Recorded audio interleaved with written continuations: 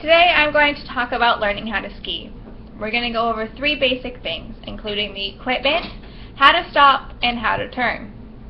So we're going to start off with the equipment that you need. First off, you want to make sure that you're wearing a very nice snowsuit. You want to wear a jacket, snow pants, and wear a lot of layers underneath to make sure you're nice and warm for your day out on the slopes. Next, you're going to need the more important skiing essentials.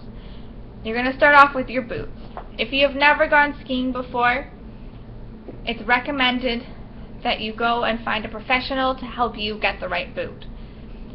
Ski boots can feel a little weird with being so stiff, and you walk funny in them, and they might feel a little tight at first, so you might think you have the wrong fit, but when really you do, so it's best that you go and just talk to a professional. Next, you're going to want to find a pair of skis to use. Doesn't matter a lot of the technical stuff of the ski when you're first learning, but the most important thing is that you want to make sure it's the right length for you. So in order to do that, you're going to stand up with the skis in front of you, just one, and you're going to put it in front of your face. If it is in between the tip of your nose and your chin, then you have the right length of ski, and you are ready to go out and hit the slopes.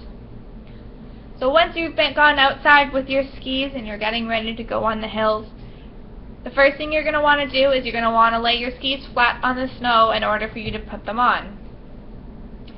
A lot of times people might have difficulties putting their bindings on if snow has built up on the bottom of their boot.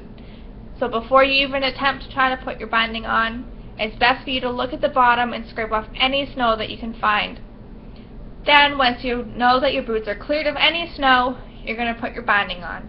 You're going to start off by putting your toe into the front of the binding, and then when you make sure that your heel is lined up with the back of the binding, you're going to push your foot down until you hear the click of your binding, but also the back. There's a little plastic thing that should be laying flat at first, but then when you put your binding in, it'll pop up. This not only locks your boot into the binding, but at the bottom of the ski there are 2 brakes that when you push your boot into the binding, the brakes lift up, allowing you to slide on the snow. So next, once you have both of your skis on, in order to learn the skills that you need to get to one of the bigger hills, you need to start off with the basics. So we're going to start off with learning how to stop first. So if whatever ski resort you're at, they have a small hill which accessed by a chairlift, a magic carpet, and if they don't have either of those, you can also just find flat surface somewhere on the resort that happens to have just a little tiny bit of a slope, and you can use that to help you learn how to stop first. So once you get to the top of whatever area you chose, you're going to start off by trying to make your skis into a wedge.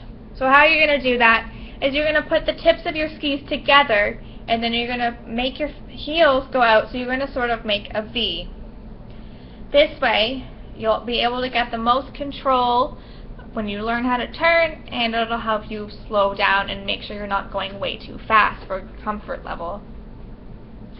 So in order to stop, what you're going to do is you're going to start sliding a little bit. If the position you're in your wedge is making you not slide, you're going to want to bring your heels in a little bit closer, but trying to keep the tips of the skis as close together as possible.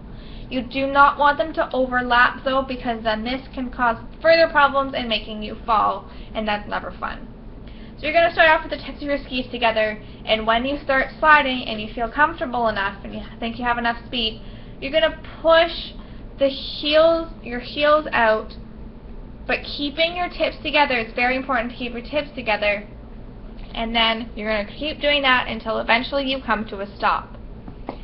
Keep practicing that over and over again on whatever slope you chose until you have it mastered. Now if you chose not to go onto a chairlift or magic carpet right away, and wherever you're at has one of those, go try it on that hill first. If you've already tried it on one of those and you've mastered it, next stop is turning.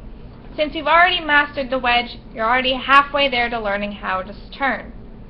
So we're going to start off with the wedge turn. So in order to do that, you're going to again put your skis in a wedge.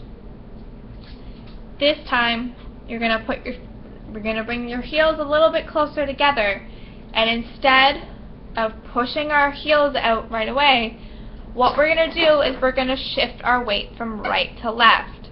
So in skiing, when you want to turn right, you're going to shift your weight to your left foot.